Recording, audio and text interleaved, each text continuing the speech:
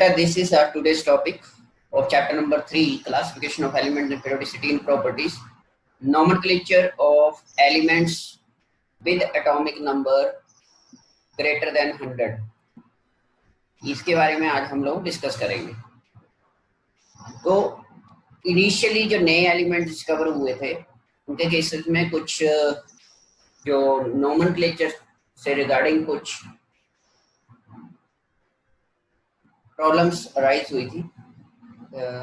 जैसे for example एक particular element था जिसको टू साइंटिस्ट जो थे वो डिफरेंट कंट्रीज के साइंटिस्ट उनके उसके ऊपर नेमिंग को लेकर कुछ डिस्ट्रीब्यूट्स वगैरह चल रहे थे उनके डिस्ट्रीब्यूट्स वगैरह।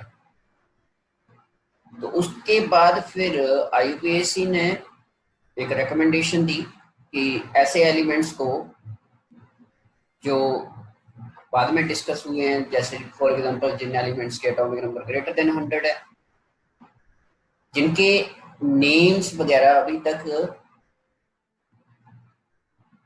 डिस्कवर या नहीं दिए गए, उनके लिए कुछ रूल्स एंड रेगुलेशन दिए गए। टेम्परेरी नेम्स को रिप्रेजेंट करते हैं ये, मींस टू से उनके टेम्परेरी नेम्स को रिप्रेजेंट करने के लिए या टेम्परेरी नेमिंग करने के लिए कुछ रूल्स एंड रेगुलेशंस जो है वो सेट किए गए थे उस केस में।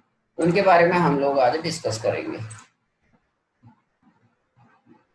तो इस केस में जो बेसिक प्रिंसिपल्स थे जिनके with respect to naming rule set किए गए थे या नेमिंग की गई थी, सबसे पहले the name should be short and obviously related to the atomic number of the elements। ये फर्स्ट प्रिंसिपल था जो ध्यान में रखा गया, या एक कंडीशन आप कह सकते हो कि प्रोवाइड करवाई गई थी कि जो भी नेम दिया जाना है एक तो वो शॉर्ट होना चाहिए और एटॉमिक नंबर बेस्ड होना चाहिए। And second was the name should and in EM. ये एक कॉमन फ्रेज रखा गया था सभी के लिए कि जिस एलिमेंट का भी नेम करेंगे उसका एंड जो होगा, end of the name of that element होगा, वो ईएम से होगा। मतलब जो आपका सफिक्स लगेगा वो ईएम लगेगा, वहां आईयू है। Whether the element was expected to be a metal और अदरवाइज, कुछ भी है, चाहे मेटल है, नॉन मेटल है, बट जो भी। Third principal the symbol for the systematically named element should consist of 3 letters. जो इनका सिंबल दिया जाएगा वो उसी नेम के जो फर्स्ट 3 लेटर्स होंगे उनके विद रिस्पेक्ट टू उनका नाम दिया जाएगा पर्टिकुलर एलिमेंट का। मींस सिस्टमैटिक नेम होगा, ठीक है, और 3 लेटर्स का नेम होगा। The symbol should B derived directly from the atomic number. और जो सिंबल्स होंगे वो कहां से डायरेक्टली ड्राइव किए जाएंगे? That are from the atomic number of that particular species that will be visually related to the names as far as possible. मतलब आप ये कह सकते हो कि ऐसे रूल सेट किए गए जो directly atomic number based names थे, आप ये बोल सकते हो। सो ये जो प्रिंसिपल्स थे, फर्स्ट हो गया, सेकंड हो गया एंड फोर्थ हो गया। ये सारे के सारे, फर्स्ट भी related to atomic number, second also that is related to the suffix whether the element was expected to be a metal और नॉन मेटल, कुछ भी है चाहे। And the fourth one the symbol should be derived directly from the atomic number. एक तरह से atomic number based है। And third rule जो था, the symbols for systematically named element should consist of 3 letters. ठीक है, इसके ये कुछ खास नहीं था, ये चेंजेबल था मींस टू से, क्योंकि जैसे जैसे बाद में स्टडीज होती गई, आज की डेट में अगर आप करंट मॉडर्न पीरियोडिक टेबल देखो तो वहां पे 3 लेटर्स के नेम्स कम नहीं है, वो आपके एलिमेंटल नेम दिए गए हैं वहां पे। तो ये एक ऑप्शन रख दी गई थी यहाँ पे। थर्ड रूल के accordingly the commission recommends the use of 3 letter symbols because any systematically derived set of 2 letter symbols will be tend to duplicate some of the 2 letter symbols of the elements of atomic number less than 104। ये कुछ problems आ रही थी जब हम double letter symbol में किसी element को represent कर रहे थे, तो 104 से नीचे वाले जो एलिमेंट थे वहां पे मिसकंसेप्शंस वगैरह अराइज हो रही थी। मींस टू से 2 एलिमेंट्स के नेम जो हैं वो डुप्लीकेट हो रहे थे, रिपीट हो रहे थे, आप ये कह सकते हो। Third method, removing such duplications will destroy the systematic derivation of the symbol. फिर ये थर्ड रूल दिया गया था कि 3 लेटर्स दिए जाएंगे, इसकी वजह से जो डुप्लीकेसी है वो रिमूव आउट हो गई। इस तरह से ये सेट थे जो प्रिंसिपल्स दिए गए थे और nomenclature of the elements having atomic number 104। तो इनकी जो एग्जिस्टेंस थी सिस्टमैटिक नोमेनक्लेचर की, अननोन एलिमेंट्स की, does not deny the right of discoverers, वो एज इट इज था, मतलब सिर्फ नेम दिए गए थे लेकिन उसके पीछे जो डिस्कवरर्स थे उनको स्टे ऑन रखा गया था। मींस टू से ये नहीं था कि नेम आ गया तो जो डिस्कवरर है उसको खत्म कर दिया गया, मतलब उसकी कोई हिस्ट्री नहीं रही उस केस में। Suggest other names to the commissions after their discovery has established beyond all doubt in the general scientific community. Means to say जो डिस्कवरर था अब वो अपना जो था साइड वो रख सकता था वहां पे, इन केस अगर वहां पे कोई और उसको ऑब्जेक्ट नहीं करता, उस केस में कॉन्ट्राडिक्ट नहीं करता, तो उस केस में वो पर्टिकुलर डिस्कवरर जो है उसके with respect to name of element possible किया गया था। ये एक फ्लेक्सिबिलिटी रखी गई थी रूल्स में। इस डिस्कवरर के नेम्स के अकॉर्डिंगली एलिमेंट के नेम को दिया जा सकता था, लेकिन कंडीशन ये थी कि उसके विद रिस्पेक्ट टू उसी पर्टिकुलर एलिमेंट के ऊपर कोई अदर साइंटिस्ट जो है वो कॉन्ट्राडिक्ट ना करे कि ये मैंने डिस्कवर किया हुआ, इस तरह से। So for elements 101 to 103 systematic names are minor alternatives to the tribal names, already जैसे कि IUPAC ने दिए था। Systematic names and symbols for elements of atomic number greater than 103 जो थे, there are only approved names and symbols for those elements until the approval of tribal names by IUPAC। ये सारे के सारा IUPAC recommendations के accordingly, strictly accordingly था, जहाँ पे ट्राइबल मीन्स कॉमन नेम्स जो होते हैं उनके अकॉर्डिंगली ये सारा कुछ डिस्कस किया गया था। ठीक है, बाद में कुछ कंट्रोवर्सीज हुई थी। ठीक है, some controversy, the new elements with very high atomic number are also so unstable that only minute quantities, sometimes only a few atoms of them are obtained, so their synthesis and characterization therefore require highly sophisticated costly equipment and lab, so such work is carried out with the competitive spirit only in the some labs in the world।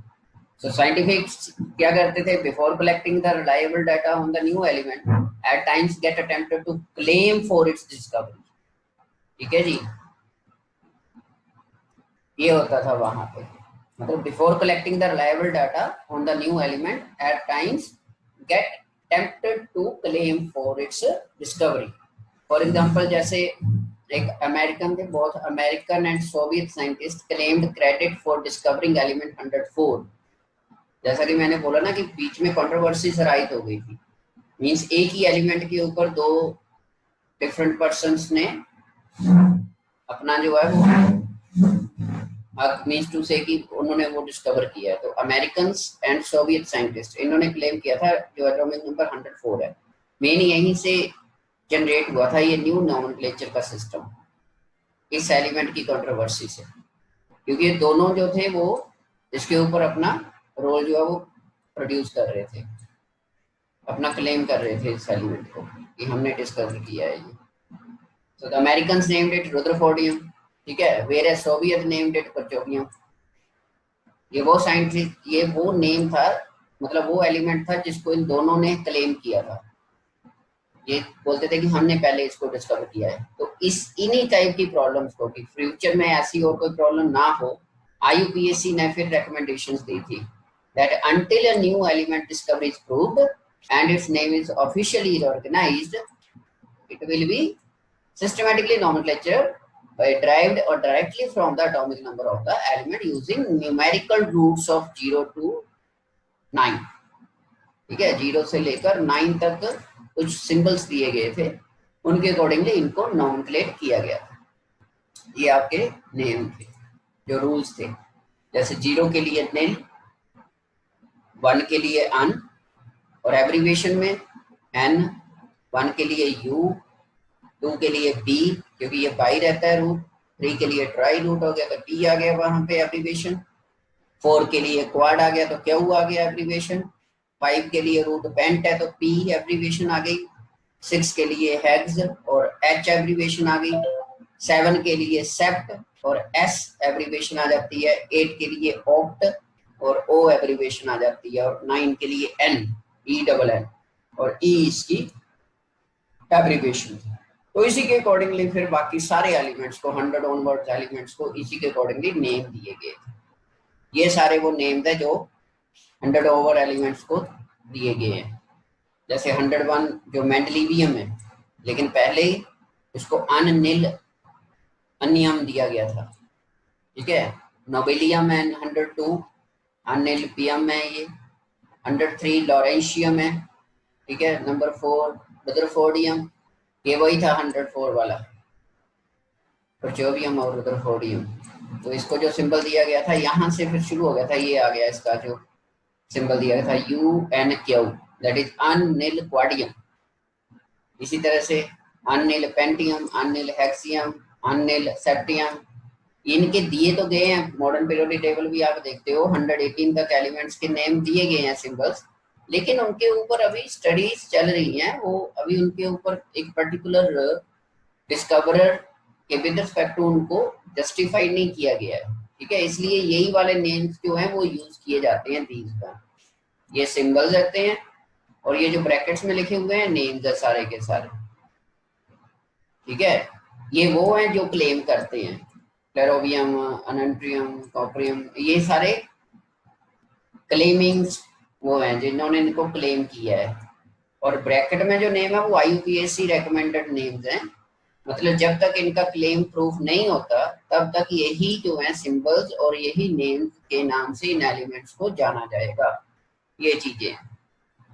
तो 117 100 मतलब 114 तक क्या है, अब तो 114 तक हैं ये वाली जो हैं जिनके नेम्स क्लेम किए गए हैं, लेकिन उसके बाद वाले किसी भी एलिमेंट को अभी तक क्लेम नहीं किया गया है। ये फ्यूचरिस्टिक है सारे के सारे। आगे यही बोला गया कि इस तरह के कोई भी एलिमेंट्स आते हैं तो उनके नेम्स एंड सिंबल्स इस तरह से दिए जाएंगे सारे के सारे as it is. This is how the IUPAC recommended the nomenclature of elements greater than 100, 1 और 100 से ऊपर वाले सारे एलिमेंट्स। अब इलेक्ट्रॉनिक कॉन्फ़िगरेशंस कैसे रहती हैं पीरियड्स वगैरह में मॉडर्न पीरियोडिक टेबल के केस में। तो पीरियड जो होता है, इस चीज को बड़े ध्यान से समझना है आप लोगों ने। एक मॉडर्न पीरियोडिक टेबल में जो पीरियड है, आपको पता है there are 7 periods in the modern periodic table, ठीक है जी। 7 पीरियड्स आर देयर, और 6th पीरियड जो है वो अभी तक का लॉन्गेस्ट पीरियड है, विच कंसिस्ट ऑफ 32 एलिमेंट्स इसमें पाए जाते हैं। तो इलेक्ट्रॉनिक कॉन्फ़िगरेशन पीरियड्स के केस में जो प्रिंसिपल क्वांटम नंबर होता है आपके पास n, वो पीरियड नंबर डिक्टेट करता है। जितनी n की हाईएस्ट वैल्यू रहेगी इलेक्ट्रॉनिक कॉन्फ़िगरेशन में, वो उस पर्टिकुलर एलिमेंट का पीरियड नंबर कहलाएगा। जैसे अगर n इक्वल टू 1 है हाईएस्ट तो फर्स्ट पीरियड है, अगर n इक्वल टू 2 है तो सेकंड पीरियड है, इस तरह से 3 है तो थर्ड है, n इक्वल टू 4 आ गया तो fourth period, n equal to 5 आ गया तो फिफ्थ पीरियड, और अगर n इक्वल टू 6 आ गया तो सिक्स्थ पीरियड, और n इक्वल टू 7 आ गया तो सेवंथ पीरियड। अभी तक जितने एलिमेंट्स हमारे पास हैं उनमें सिर्फ 7 शेल तक फिल होते हैं, मतलब n की जो highest value, principal quantum number की जो हाईएस्ट वैल्यू ऑक्यूपाई करती है, मतलब हाईएस्ट एनर्जी शेल जो एग्जिस्ट करता है वो n इक्वल टू 7 एग्जिस्ट करता है। यही कारण है कि मॉडर्न पीरियोडिक टेबल में सिर्फ 7 पीरियड ही दिए गए हैं, ठीक है जी। तो कहने का मतलब ये है कि जो पीरियड्स होते हैं वो बेटू क्या करते हैं, शेल नंबर को डिनोट करते हैं, मींस प्रिंसिपल क्वांटम नंबर को डिनोट करते हैं। हाईएस्ट वैल्यू ऑफ n देखनी है किसी पीरियड में, जैसे अगर किसी पर्टिकुलर एलिमेंट में highest value of principal quantum number 5 आ रही है तो इट मींस टू से वो पर्टिकुलर एलिमेंट जो होगा वो आपका 5th पीरियड का एलिमेंट होगा। जो फेल हो चुके हैं उनके लिए देखना, जो लास्ट बैलेंस शेल चेक करना है, लास्ट में जाके जो हाईएस्ट वैल्यू ऑफ n होगी, जैसे मान लीजिए एक 3d और 4s है, ठीक है। मान लो आपकी जो बैलेंस शेल है उसमें जो इलेक्ट्रॉन है वो 3d में एंटर किया हुआ है, लेकिन उससे पहले 4s ही सब शेल, आपको पता है 3d से पहले 4s की फीलिंग होती है। अब वो प्रिंसिपल के अकॉर्डिंगली हमने डिस्कस किया। तो वहां पे क्या हुआ, फिर हाईएस्ट वैल्यू कितनी हुई, n इक्वल टू 4, तो इट मींस टू से वो आपका 4th पीरियड का एलिमेंट होगा उस केस में, ये ध्यान रखना है। सो एलिमेंट्स जो होते हैं the number of elements in each period जो होते हैं that is the twice the number of atomic orbital available in the energy level that is being field. ये लाइन बहुत ज्यादा इंपॉर्टेंट है, इसको अच्छी तरह से कर लेना है। Twice the number of atomic orbital available in the energy level that is being field. Total number of orbitals कितने प्रेजेंट है वहां पे, उसी के according twice the number of atomic orbitals. ठीक है, जो नंबर ऑफ एलिमेंट्स एक पीरियड में होंगे वो ट्वाइस द नंबर होंगे। जैसे फॉर एग्जांपल फर्स्ट पीरियड की बात करें, n इक्वल टू 1 के लिए बात करें तो n इक्वल टू 1 के लिए l इक्वल टू 0 होता है। ठीक है, मतलब एक ही सब शेल है, 1s से इसको डेजिग्नेट किया जाता है। अब आपको पता है कि s सब शेल में कितने ऑर्बिटल होते हैं, only one, that is s orbital ही कहलाता है। ठीक है, और s ऑर्बिटल में टोटल नंबर ऑफ इलेक्ट्रॉन कितने आ सकते हैं, 2 मैक्सिमम, मतलब s सब शेल में टोटल नंबर ऑफ इलेक्ट्रॉन 2 आ सकते हैं।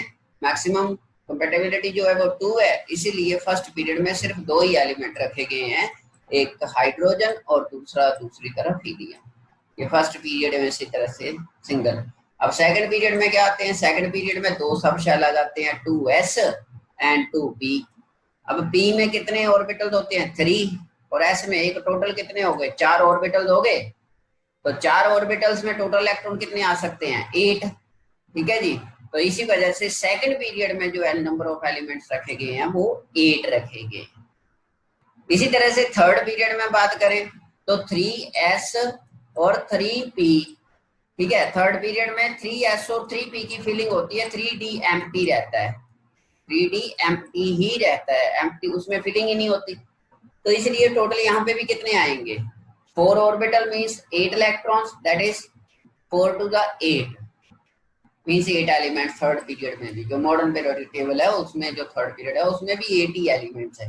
आपकी इसी तरह से मैजिक नंबर्स यहीं से बनते हैं, जो आप मैजिक नंबर 10th स्टैंडर्ड तक करके आए हो ना, 2 8 8 18 18, वो यहाँ से, ये है उसका सिग्निफिकेंस, जो मतलब कहाँ से वो राइज हुए, वो यहाँ से राइज हुए।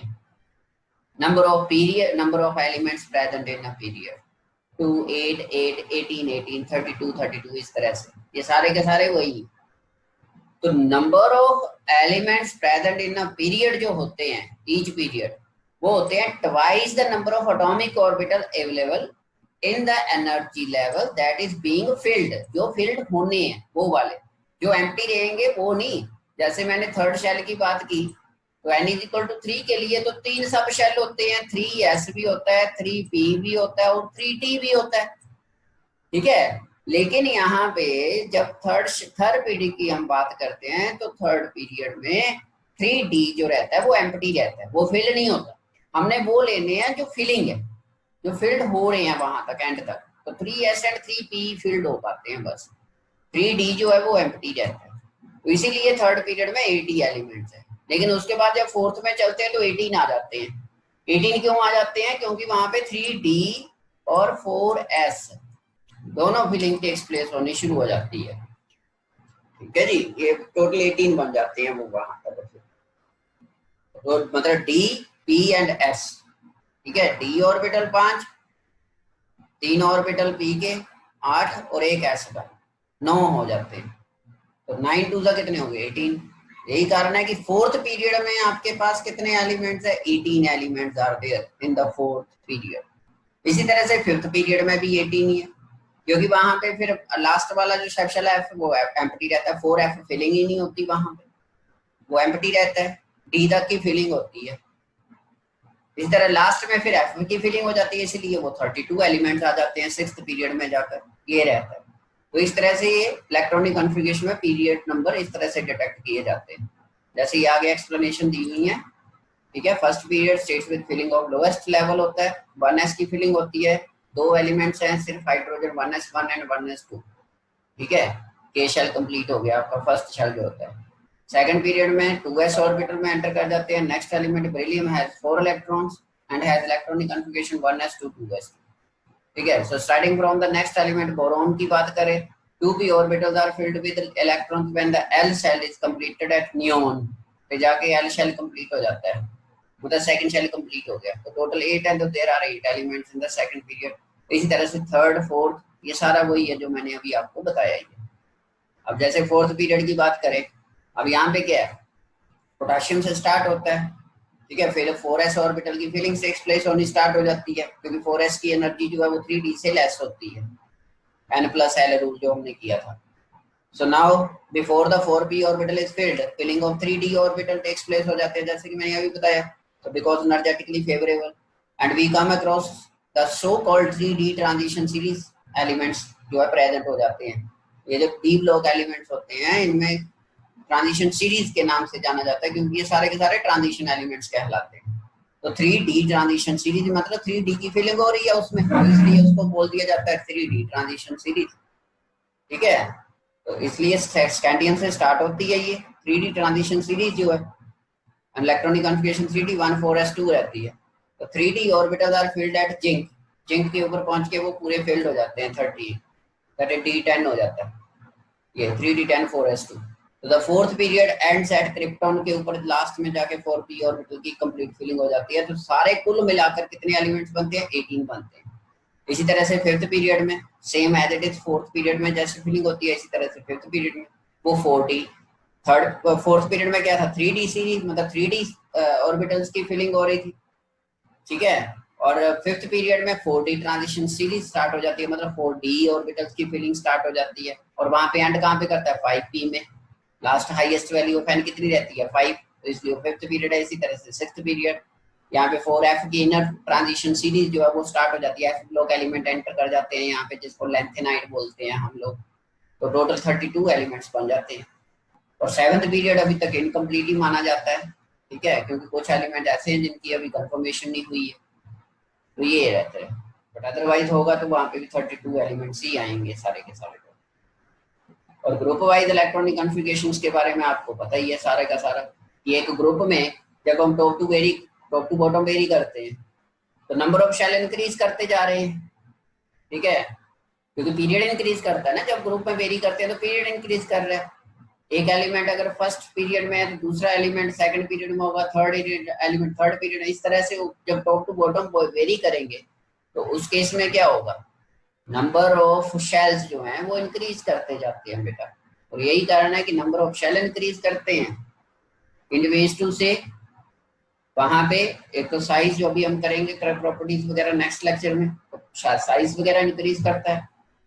लेकिन यहाँ पे एक चीज कॉमन रहती है, क्या रहती है, that is last valence sub shell जो है वो कॉमन रहेगा। मतलब एक ग्रुप में अगर ऐसे सब शेल फेल हो रहा है तो ऐसे ही फेल होगा सारा, पर्टिकुलर एनर्जी लेवल इंक्रीज करते जाएंगे लेकिन सब शेल वही रहेगा। जैसे ये 2s1 3s1 4s1 5s1 6s1 7s1, मतलब सभी का क्या है ऐसे सब शेल ही फिल हो रहा है, ओवरऑल ऐसे सब शेल फिलिंग हो रही है सारी की सारी। तो इस तरह से ये electronic configuration group wise very करती है। मतलब आप ये बोल सकते हो कि ग्रुप में जो बैलेंस इलेक्ट्रॉन रहते हैं वो कांस्टेंट रहते हैं, वो इंक्रीज नहीं करते। एक ग्रुप में एक एलिमेंट में अगर बैलेंस इलेक्ट्रॉन दो हैं तो दो ही रहेंगे, वो टॉप टू बॉटम सारे के सारे। लेकिन जब हम पीरियड में वेरी करते हैं तो पीरियड में उल्टा होता है, ठीक है। ग्रुप में क्या हो रहा है, नंबर ऑफ इलेक्ट्रॉन कांस्टेंट रह रहे हैं, s1 s1 s1 s1 s1 देख रहे हो ना।